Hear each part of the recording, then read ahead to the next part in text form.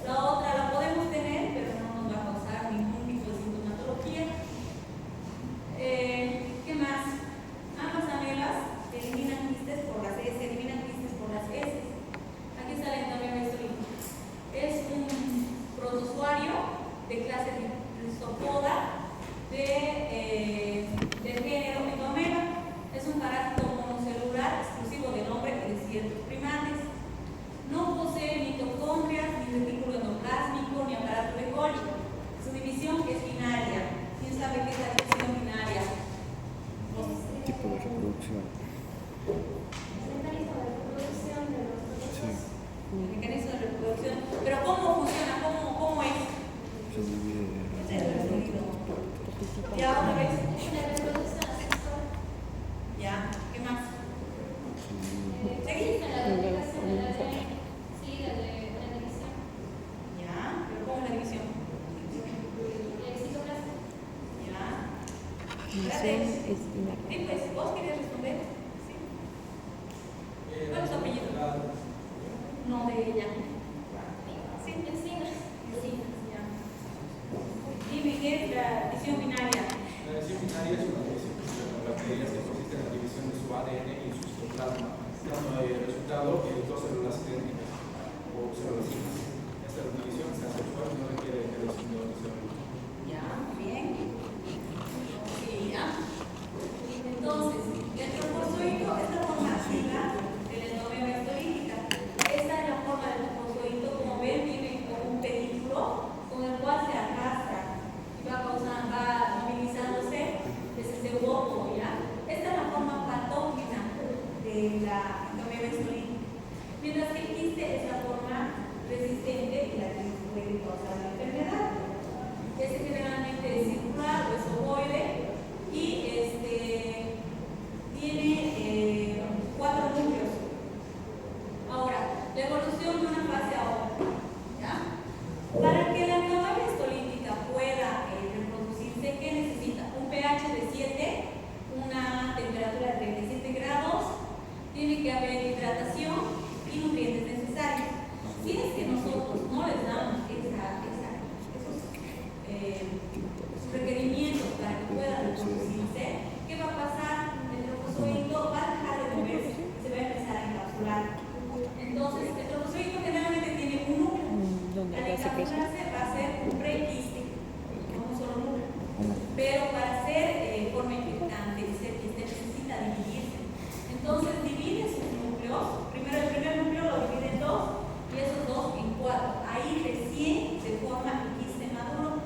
Con todas estas fases dependiendo. Y si el quiste sale del cuerpo y encuentra un huésped en el que pueda desarrollarse mejor, lo que va a pasar es que se va a producir enfermedad, ¿ya? Pero si ustedes, digamos, no le dan lo que necesita, se vuelve a hacer quiste y se elimina. Pero no muere. Ahora, en la materia fecal se pueden encontrar trofozoitos, prequistes y quistes, dependiendo del estado en el que esté el paciente. Y los quistes pueden permanecer semanas o meses guiables en la tierra hasta llegar a la boca, eclosionan y dan origen a los trofozoitos. Solo eso tienen que saber. Los quistes, trofozoitos y los trofozoitos se vuelven quistes, ¿verdad? Dependiendo del estado. Ahora, periodo latente varía entre 2 a 4 semanas. Oriana.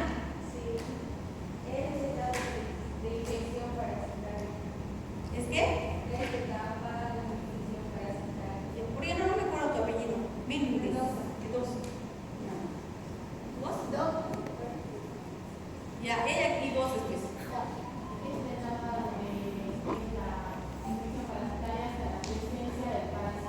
Ya. ¿Tu apellido? Flores. Ya. ¿Tú? Ese tiempo que transcurre entre la entrada del parásito al cuerpo y la aparición de sus síntomas. Ajá, ¿apellido? Garrón. Ya. ¿Ven? Entonces, así. ¿Ya? Ahora, aquí está el ciclo de vida del parásito.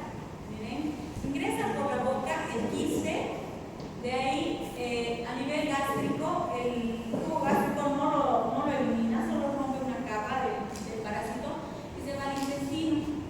En el intestino se va a liberar y va a formarse los trofozoitos, va a afectar a la mucosa intestinal y va a eliminarse el quiste. Si es que no se elimina, si es que el quiste no encuentra la manera, ¿qué va a pasar? Va a pasar por el otro lado, ¿no ve? El trofozoito se va a encapsular, va a dejar de moverse, se va a hacer un quiste con un solo núcleo.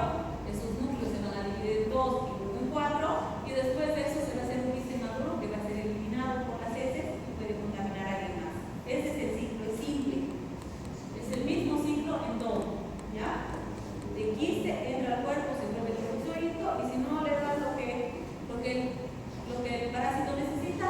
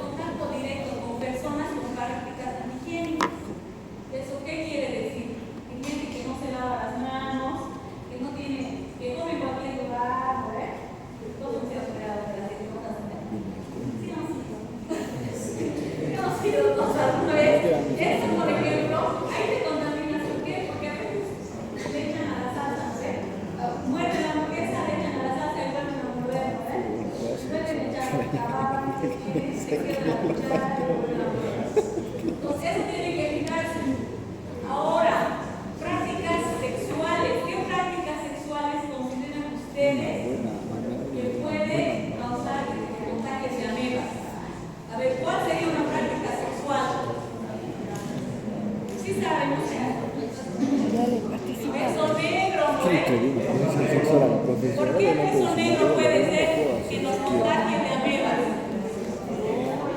Participe, por allá no participe. Ajá, hay contacto, ¿no ve? De la mucosa bucal con el ano. Entonces, ustedes tienen que cuidarse de hacer sus prácticas. No les dicen que no hagan, pero tienen que tener cuidado.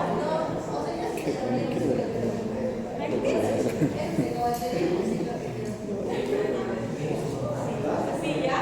Entonces, ve, con cualquier cosa se pueden contagiar.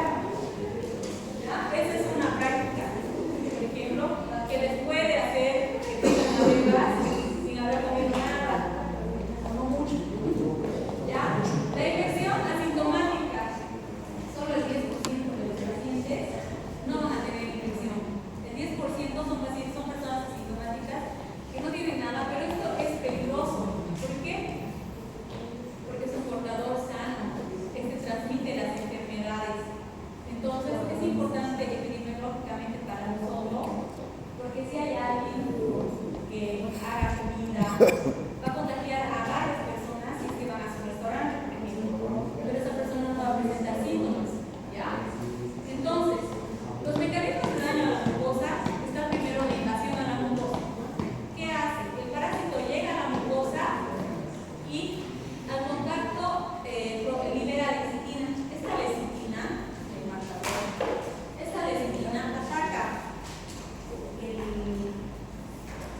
lecitina ataca la mucosa. ¿Por qué está compuesto el intestino? ¿Cuáles son las cuatro capas del intestino? ¿Quién sabe? Levante la mano. Por puntos. Por punto es. ¿Quién falta responder? ¿Qué? Ahora sí, suerte.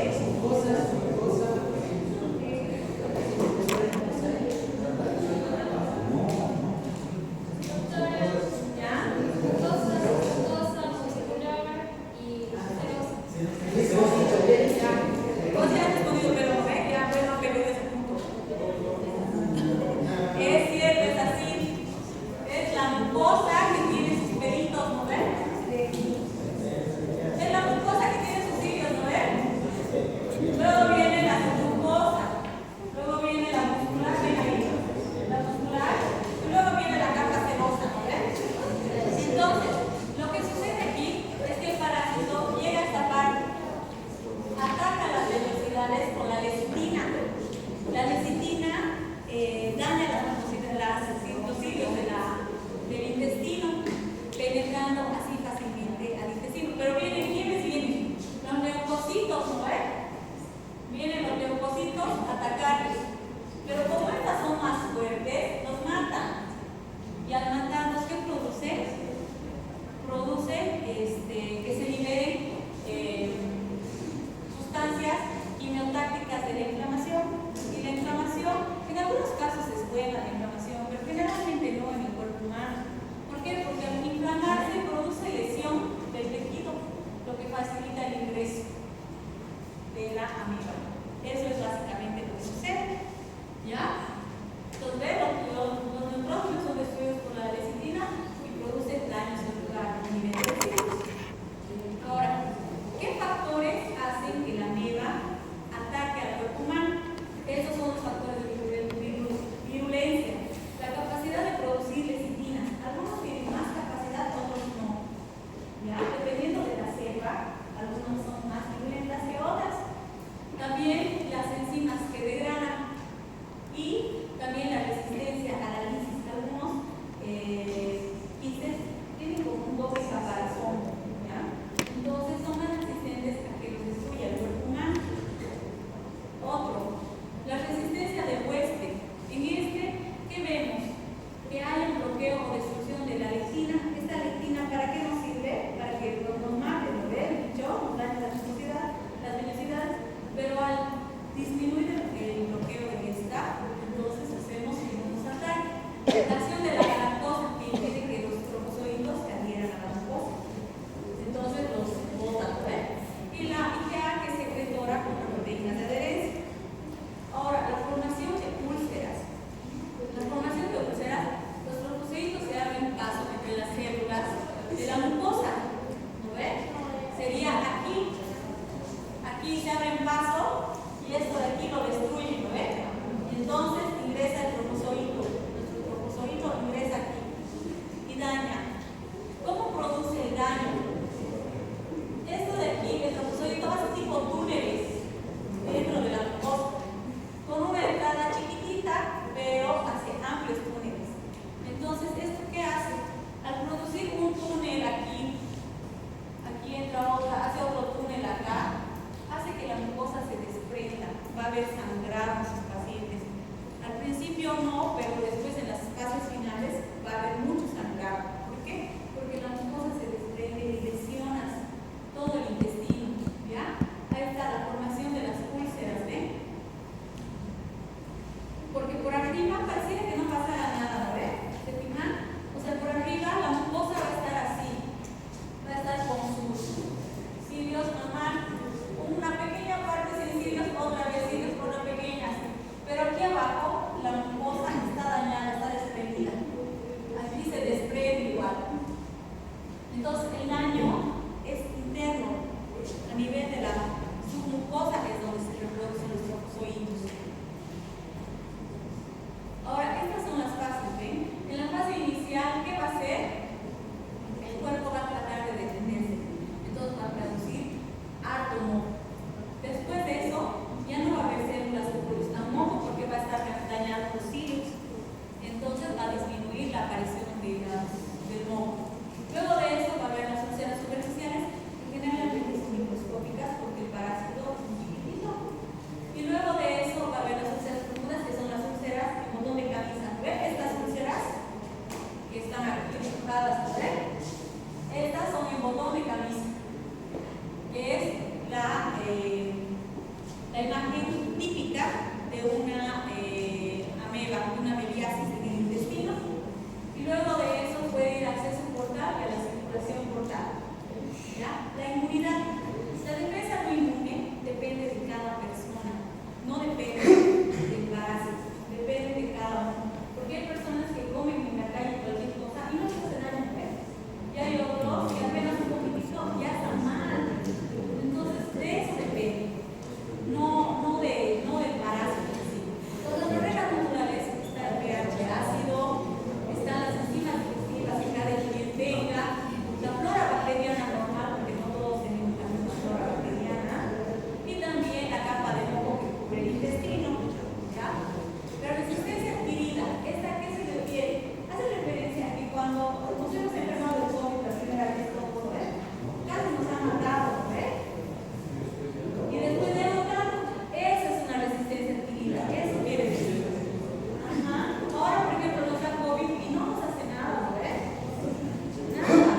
¿Por qué? Porque hemos tenido una resistencia adquirida. Es lo mismo con la mea. ¿Ya? La inmunidad humoral. En esta inmunidad, la IgG, principalmente la 2, son las que más actúan. ¿Ya? Y la inmunidad celular está dada por la actividad de la plasmogénica específica, ¿ya? Que activa la destrucción de los tropozoitos. Y para vacunas no hay vacunas. No hay ninguna vacuna que pueda impedir que nos contagiemos del parásito. Como están tan resistentes y tan variables su ciclo, parece que sí conseguir una vacuna. Ahora, patología. Las lesiones iniciales. Aquí van a aparecer las úlceras con infiltraciones y necrosis mínima. ¿Ya? ¿Eso qué quiere decir? Que se va a ver en la mucosa unos pequeñas lesiones todavía. No va a haber ni siquiera el botón de camisa, nada. Pequeñas lesiones aisladas en la mucosa, en el intestino. Son pequeñas lesiones de necrosis que no van a ser, que no van a afectar al ser humano, a pensar en cualquier infección. Luego se va a ir ampliando poco a poco el orificio y va a ir haciendo la lesión en camisa, en botón de camisa. Y así ven, poco a poco las úlceras van a hacer la lesión en camisa poco a poco. La inflamación también, como les he dicho, es un proceso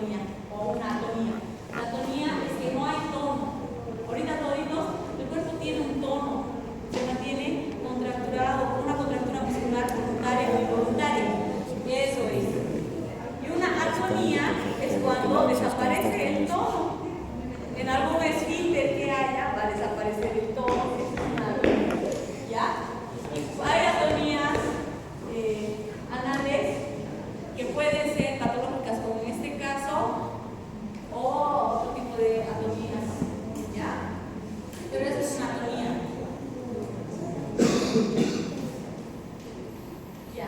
¿A qué shock? ¿Qué significa shock? Atrás no hay dificultad.